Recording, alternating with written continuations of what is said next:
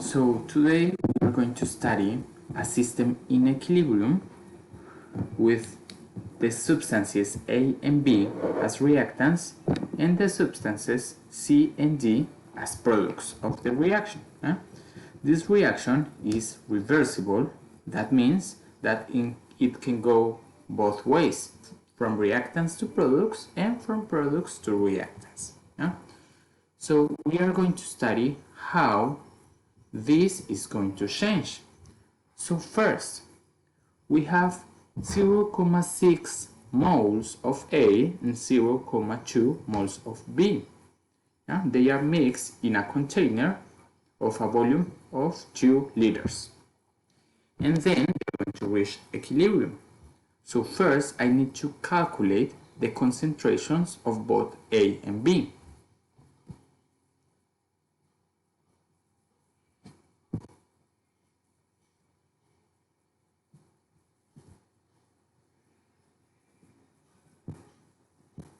So we need to know the moles, the volume, and then we can calculate the concentration. For A, we have 0.6, and for B, we have 0.2. Those are moles.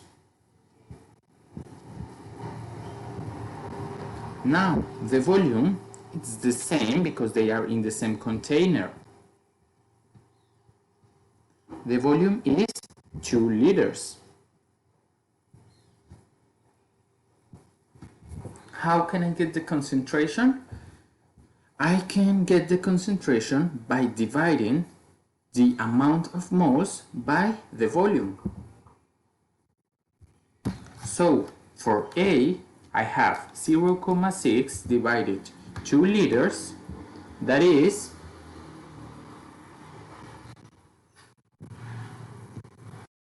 0.3 molar. And for B, I can do the same, and I'm going to get. So now I have the concentrations when the reaction is going to start to happen, when I've just mixed those two reactants in the container. Now we need to know what happens as the equilibrium progresses. The forward reaction is going to happen, but the backward reactions too. So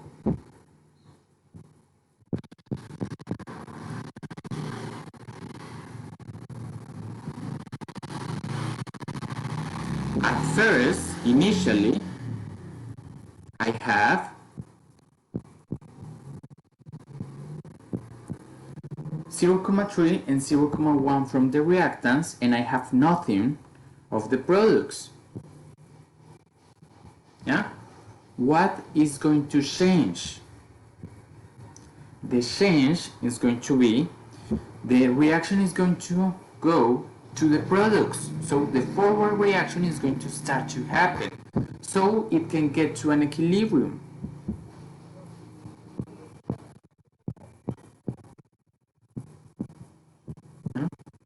The forward reaction is going to happen, so the reactants are going to consume and the products are going to be formed. That's why I write negative X for the reactants but positive X for the products.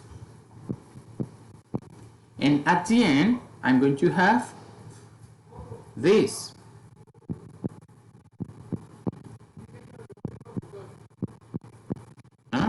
What I had initially from the reactants, but I have to subtract what became the products.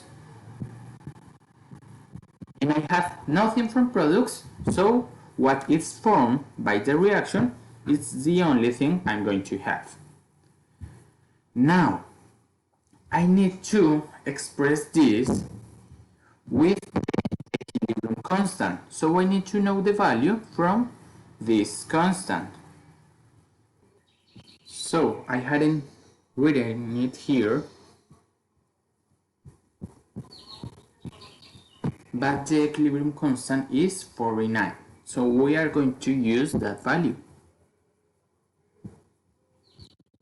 So I need to express the products above and the reactants below, like this. I have two products, so that is x times x, and I have two reactants.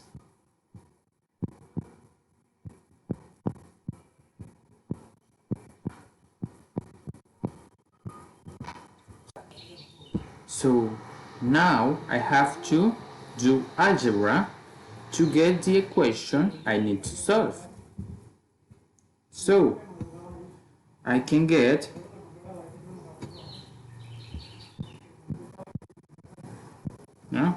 I'm going to multiply 0,3 minus x times 0,1 minus x.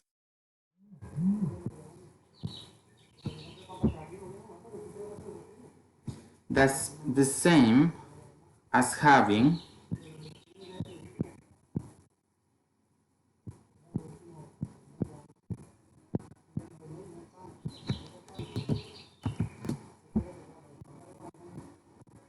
this,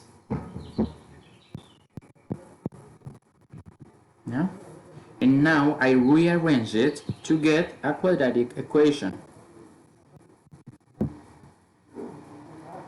I'm going to pass this x over here to the left,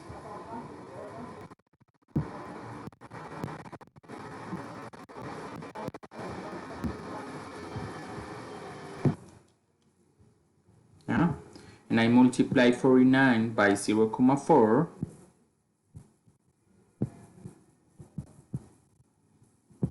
and finally 49 by 0,03.